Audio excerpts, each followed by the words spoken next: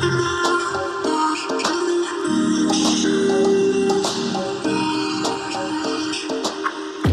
are listening to Awake in Relationship, a podcast about intimacy, community, and culture in a time of great change, with Silas Rose.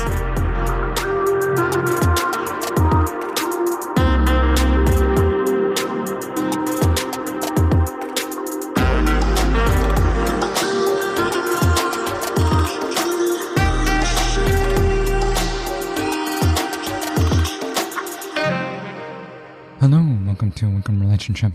My name is Silas Rose. As we emerge from the pandemic, many of us are looking forward to kind of brighter days, and some people are even predicting a summer of love. That sounds very hopeful. And so I thought it'd be a great time to bring back a return guest, Indrus Piche, who is a transpersonal therapist and sacred sexuality teacher living in Victoria, BC, to talk about a big topic, which is love. I think it's fair to say that longing for love and the search for love is really central to the human experience and can inspire great joy or plunge us into the deepest psychological hell. Our hopes around a romantic partner are often unrealistic and fundamentally locate the source of love as something outside of us. However, what if love was not some mythical destination, but rather a way of being in the world that is accessible to all, regardless of one's relationship status? This big view of love really is what kind of guides my conversation with Indrus as we dig deep into the source of unrequited needs in relationships and the pain and frustration many singles experience in the search for love. So if you're interested in the idea of love as a verb and practices for maintaining love, regardless of whether you're happily coupled or single, I think you'll enjoy this conversation.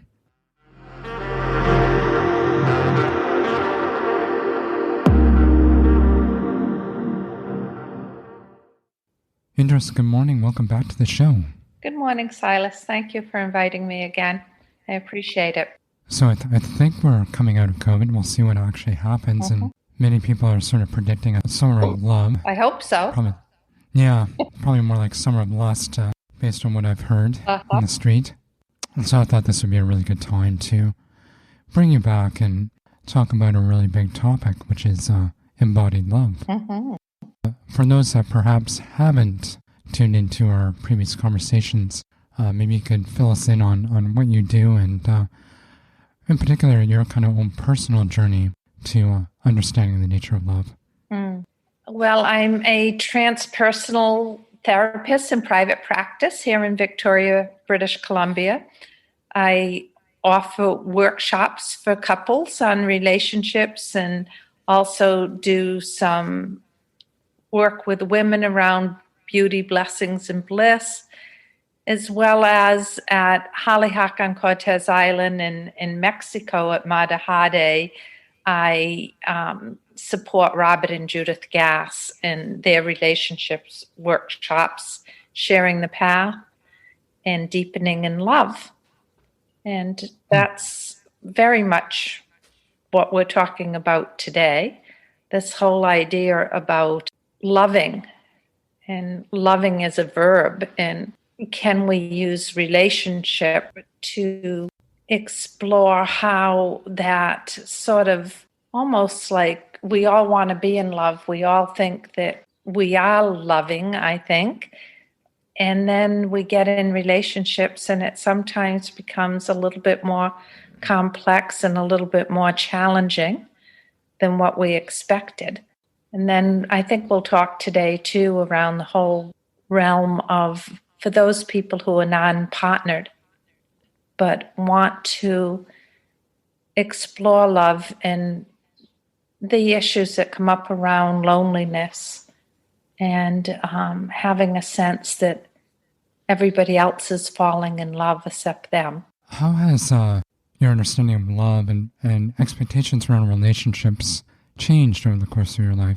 Well, I'm now in my 70s, just crossed over the border. Oh, happy birthday. Thank you. And it's been such a beautiful journey. And at sometimes definitely one of the hardest parts of my life. I'm not one of those people who got in a relationship at 20 and is still in the same relationship. I've had an opportunity to have quite a few lovers and some long-term relationships. I feel incredibly grateful that I've been able to really learn from that a lot. I think that what I've come to understand, one of the things that I really understand is how ill-prepared I was. And I think that's true for almost everyone. What a long-term committed relationship would entail, what would be required. Just basic concepts like, are you really in a position where you can say yes to the real person, not the person who you want them to be, not the person who you want to create in your fantasy. We all have different aspects of ourselves. And do you know the person well enough to say yes to the aspects that you're not as crazy about? So those kind of things are something that's come with the maturity and the learning and sometimes the heartbreak of the disappointments that always will be there, the surprises that will always be there if you want to make the journey as a spiritual practice. So that's probably a great stepping off point to talk about a very basic question, really. What is love? I think it's an important question, actually. I think it's a question we all should do personal inquiry about. I think it's very different for different people, and I love that we're beginning to understand there's so many forms of love, so many pathways of love and loving. I have been very, very blessed. I have a loving partner.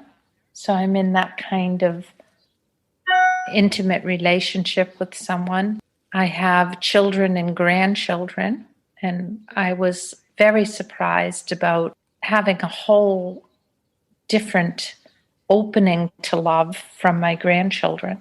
It's beautiful and something that I treasure and feel very, very blessed to be able to experience. I also have a very long-term couple of very, very deep friendships with people.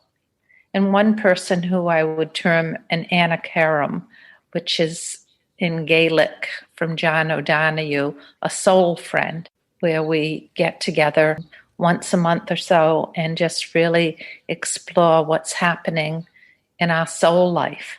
So I think that although we place a huge emphasis, especially in our culture, on romantic love, and I think it's very valuable and very important, and I think that having some sort of loving that includes sexuality and sensuality and that kind of passion is very vital if people have a chance to experience it. But I do think that there's other ways of expressing love, of learning about love, that shouldn't be undervalued. Well, I'm thinking about your transpersonal background, in particular. How did the Greeks kind of define love? Because I think they developed a number of interesting categories to kind of explore those different expressions. There's eros and agape, and there's the brotherly kind of love. The agape, there's this idea that we can transcend ourselves, our ego, in union with something bigger and greater. The idea of spiritual love, I think we should look at it in terms of what's most meaningful for us. How do we want to be loving in our world? How do we want to express it? I think one of the ways that's really coming forward in this generation, and I think it will be happening in the generations to come, is the idea of almost social justice as an act of love. Can we help the world begin to love the diversity that we have in people, in our cultures and religious beliefs, in the way people have sexual preferences and who they identify themselves as? I love this, that we can help ourselves become more loving and evolve into acceptance and inclusion and learning from one another. The desire for love is really kind of ubiquitous and very, very central to the human experience. While at the same time, we live in a society or culture where there's also this ubiquitous sense of kind of unworthiness or incompleteness. And there's very much kind of a pay to play that you have to sort of prove your worthiness of love. And it's very transactional. I think that's very much part of the materialism that dominates our culture. And I'm wondering, can transactional love still be love? I guess for me, the answer to that would be, if people are still learning and growing and they're gaining awareness, do they understand? Do they have awareness around where sometimes they fall into that transactional love piece? Are they able to keep a sense of the person that they're engaged with in like a respectful way? Is their heart opening? I don't think it's a matter of like we're loving or we're not loving. I think it's one of the most important places where we have an opportunity to grow. I think relationships very often are fluid, and they can move from a transactional relationship into a more deeply loving relationship. Yeah, there really seems like there is a predictable kind of trajectory for most kind of romantic relationships where it starts with a kind of big love, the intense emotion and connection. And then as it kind of progresses towards more of a long-term relationship, then you get into transactional kind of love, or what I might kind of call small love. Yeah, I think we all fall in love, and even that phrase is very interesting to me. I mean, even the chemicals that happen in the beginning. And it's a beautiful thing. I can understand how people want it as an experience. It's very powerful when it happens to people, no matter what the age, the circumstances. But then if we have a chance to keep exploring with that same person, all of us have what Jung would call shadow. All of us have pieces of ourselves or an aspect of ourselves that isn't going to bring out that same feelings of, oh, I'm more and more in love. There will be a place in every relationship where it'll be like, oh, I didn't know that about the person, or I don't like that part very much. And then begins the process of, can't they just change so I don't have to go through these difficult feelings? Everybody has to figure out in every relationship that they're in sort of where their bottom line is. Are they getting enough? One of the things that I've experienced is, especially I came into the relationship that I'm in around 13, 14 years ago. So I was an adult. I had spent about half of my adult life in relationships and about half non-partnered. One of the things I knew by the time I came into this as a mature woman was there was going to be things that I didn't like, and could I still say yes to them? It's one of the gifts of making the journey of learning from past relationships and, being in some ways more realistic. So when I meet with young couples, sometimes I come before a big commitment like marriage. One of the things I ask them is, what are the issues that you know that you're going to have, and how have you decided to work with them? And sometimes younger people do know what those are. But for the most part, what I found is either a denial that there is issues, no, we're so in love, we don't have any issues, or they haven't a clue, or they know what the issues are, but they actually don't know how they're going to deal with them long term.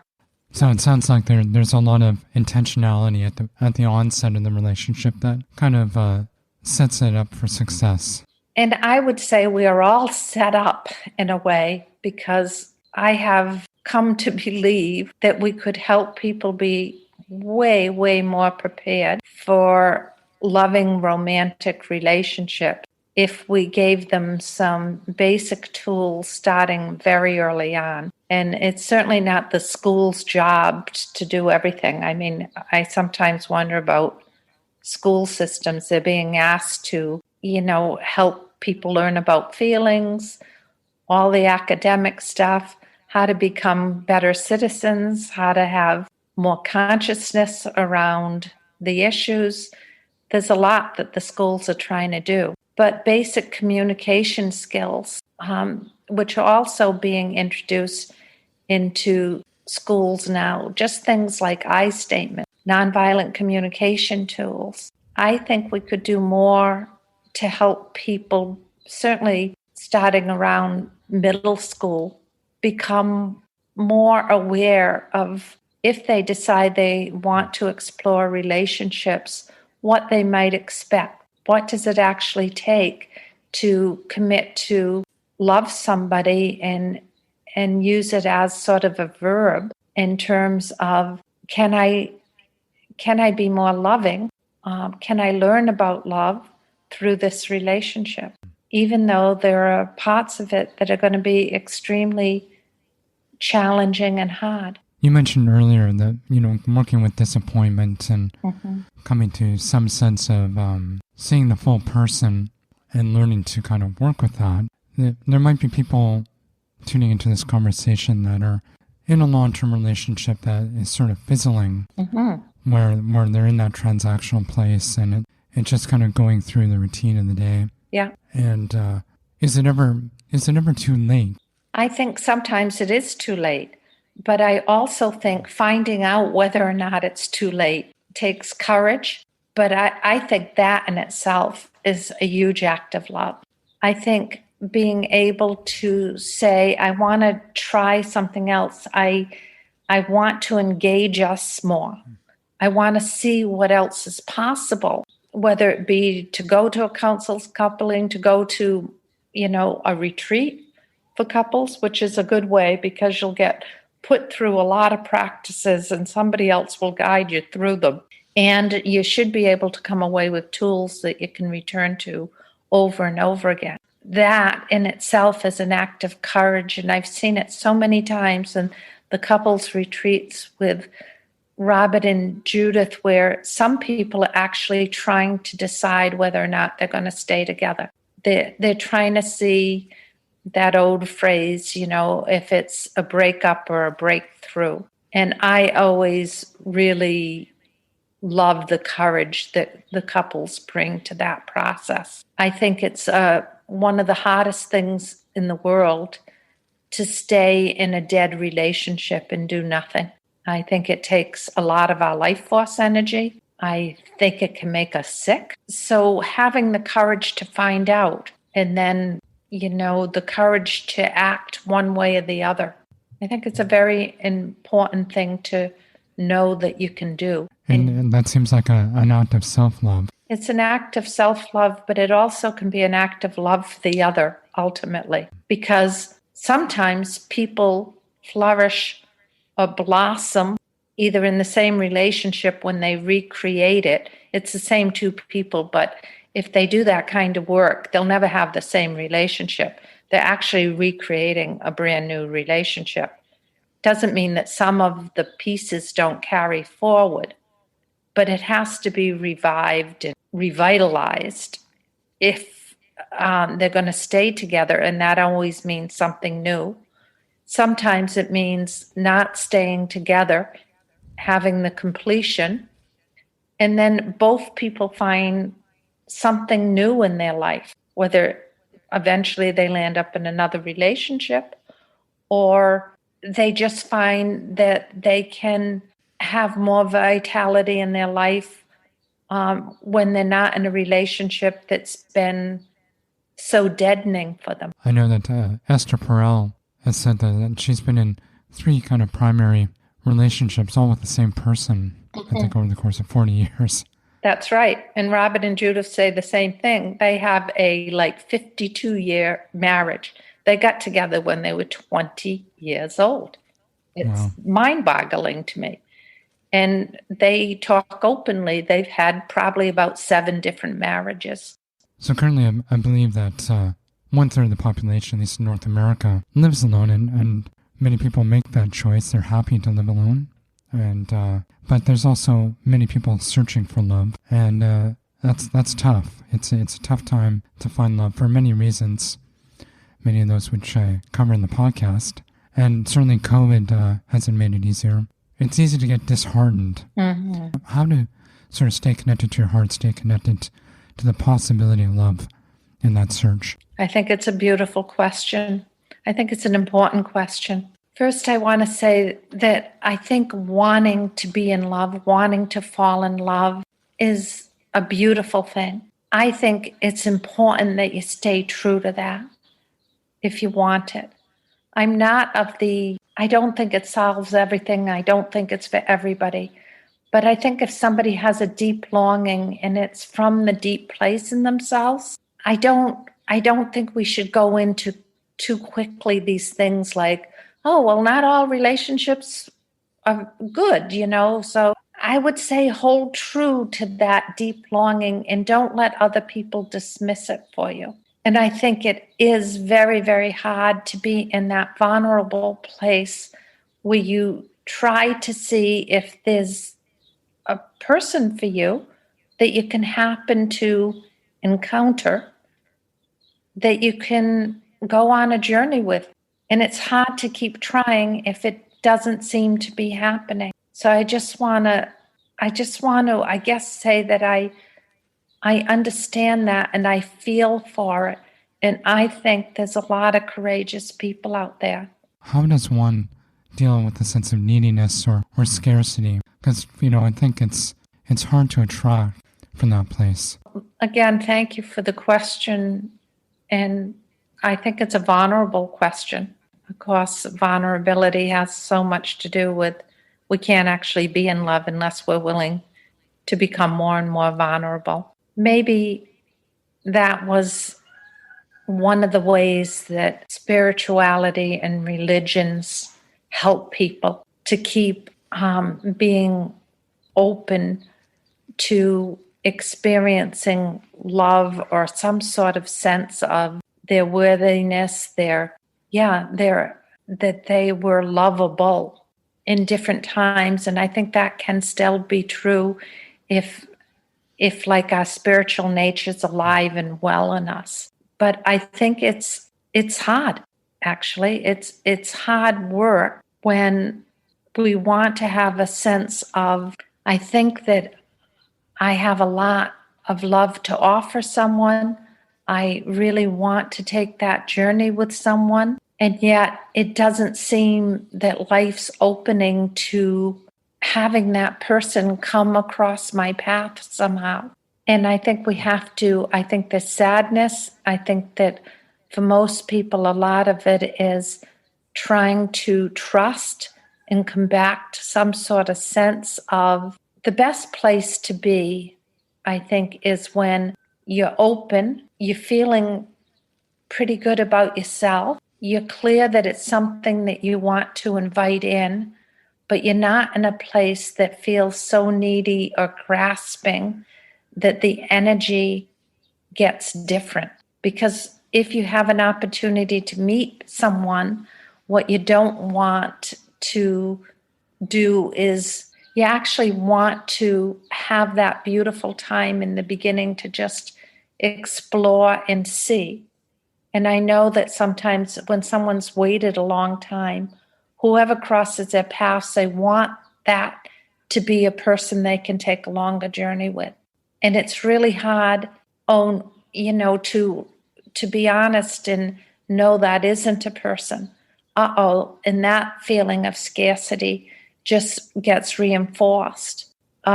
This isn't a person I can explore this with. And I think we have to have our cries, our times that we have to comfort ourselves. And then if it is true for us that we really value this highly and we want to have an opportunity to somehow put ourselves in a position that's whatever that is, whatever the decision is, online dating, going out more, but we have to risk the hurt and the disappointment again. We have to make ourselves vulnerable in that way again. There's very much a kind of path quality or sense of journey. People like Rumi have often spoken about a kind of exalted love, both with a sense of longing and heartbreak and also kind of intoxication. Yes. Would love to kind of know more about the possibilities of how a romantic relationship could possibly lead to a more transcendent experience of love. Yeah, Hafiz, Hatta, Rumi, so many of those. I mean, there's some earlier, even Lala, who isn't as well known, a woman poet. This whole idea that the beloved, this is where these terms come from, being beloved, loving the beloved, where we can open into realms of other experience to lift us out of ordinary everyday. I think that we've set up life in many cultures, certainly our culture. It doesn't invite that experience in. We're so busy. We're so stressed. Stress itself keeps us away from the state of being, because a lot of what Hafiz and Rumi and so many others were inviting us into, where we enter into a state of being with the others. And when we spoke before about sexuality and sensuality, Silas, I was talking a little bit about the lover. And the lover, of course, has to go into a state of being, not doing sensuality and sexuality, but entering into a state of being and then having experiences of love in that. I think it's very, very possible. I think it's something that all people could learn to explore for themselves. I think it extremely healthy and would help with our state of well-being.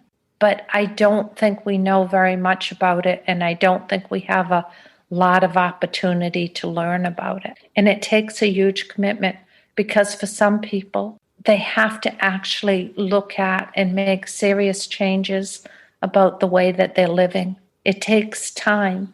It takes being in another state. But I think it's beautiful, and I think for those people who are exploring it, either by themselves or being partnered, I think they have a different experience of life. That's probably a good place to end our conversation. As usual, Indrus, it's been such a pleasure. And how can people find out more about what you do? Well, you can get in touch with me at indrus.com, and I have a website. And when I do believe we're going to be moving into a different realm these next couple of months, my hope is to start offering groups again in the fall. I'm going to wait a little bit to wait and see. But they'll be posted on the website. And if you do want to get on any of my mailing lists, you can just email me, and then you'll be notified of everything that I'm offering. Well, thank you again, and I hope you enjoy the Summer of Love. Well, I plan to, in all its forms. And thank you, Silas, and thank you for what you're doing. One of the real values of doing this podcast for me personally is really the opportunity to connect with those that really have a lot more wisdom than I do. in these realms of relationships. So, and I definitely consider Indrus as one of those people that holds a special wisdom when it comes to love. If you want to find out more about her work, head over to indrus.com. I'll be sure to post some links in the show notes at awakeinrelationship.com. And while you're there, please sign up for the newsletter. You can also follow me on Instagram and Twitter. And finally, if you've been enjoying the show, I'd really appreciate you taking a moment just to give me some stars on Apple, Spotify, wherever you listen to podcasts. It really helps me to grow the show, so thank you. So until next time, I hope that you enjoy a fun-filled summer of love and stay connected.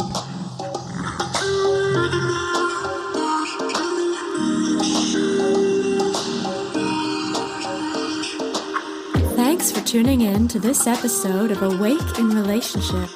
If you liked what you heard, please click subscribe to get the latest show delivered fresh to your device, or sign up for our newsletter at awakeinrelationship.com. Sharing is caring.